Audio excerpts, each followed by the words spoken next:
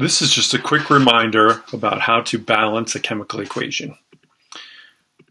So if we start off with a chemical equation of magnesium bromide plus aluminum sulfide produces magnesium sulfide and some aluminum bromide.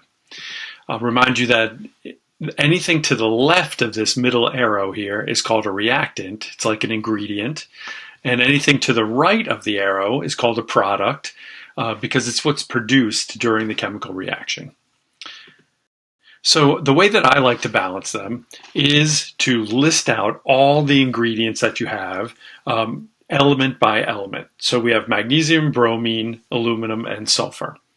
And I'm going to remind you that there's a law of conservation of mass, which says that any element that you have in the beginning, you have to have in the end. You're not allowed to create any atoms, and you're not allowed to destroy them either. You have to wind up with exactly the same number, because in a chemical reaction, atoms are not created or destroyed. They're just moved around. Okay, so to get this thing started, we first need to figure out what we have on both sides of the reaction. So here, magnesium, there's an invisible number 1 there, so I have 1 magnesium. And over here, I have 1 magnesium also. So the law of conservation of atoms is working. I have 1 magnesium in the beginning and 1 in the end. Everything's good. For bromine, I start off with 2 bromines on the reactant side, and I wind up with 3 of them. So already I have an issue.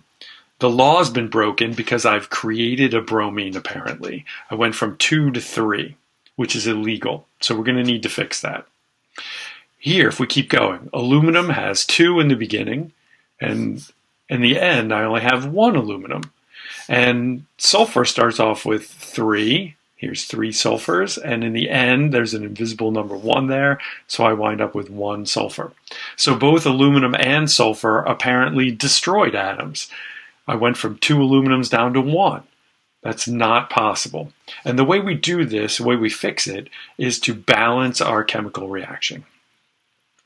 So I have a thing about odd and even numbers. Anytime you see an odd number on one side and an even number on the other side, you are going to have an issue.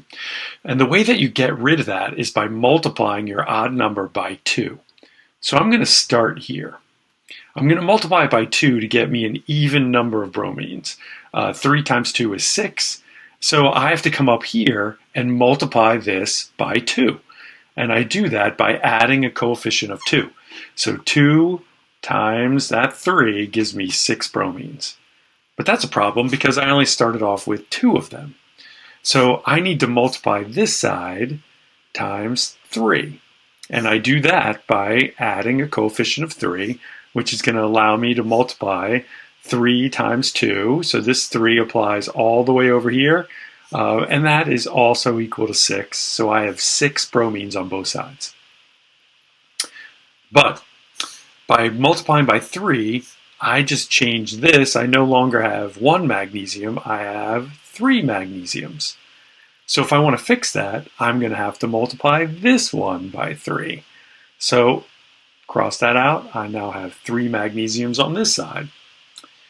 So I have 3 magnesiums, 6 bromines, everything's looking good. I still have 2 aluminums, and over here, wait a minute, I fixed my aluminums. That coefficient of 2 also applies to my aluminums. So I have 2 aluminums on both sides. And I have 3 sulfurs over here. Ooh, but wait a minute. That 3 that I put there also applies to sulfur. And it means that I have 3 sulfurs there too. So I have a balanced equation of 3 and then a 1. You can leave it blank if you want, or you can write a 1. Either one is up to you. And so I go 3, 1, 3, 2 is my balanced equation, giving me 3 magnesiums, 6 bromines, 2 aluminums, and 3 sulfurs all the way through the reaction. And I've conserved my atoms. I haven't created or destroyed any of them.